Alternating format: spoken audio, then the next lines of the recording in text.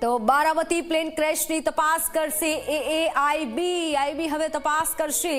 એએઆઈબીની તપાસ બાદ સ્પષ્ટ થશે કે પ્લેન ક્રેશનું કારણ શું હતું, આખરે કયું કારણ હતું કે જેના કારણે વિમાન દુર્ઘટનાગ્રસ્ત થયું।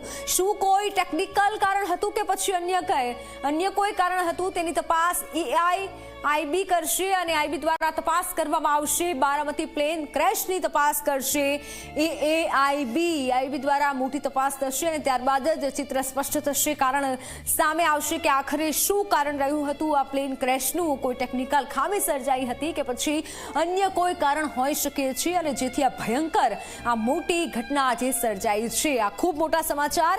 એએઆઈબી તપાસ કરશે। એએઆઈબી કે જે વિમાન સાથે જોડાયેલી સંસ્થા છે તે તપાસ કરશે અને ત્યારબાદ સાચું કારણ સામે આવશે।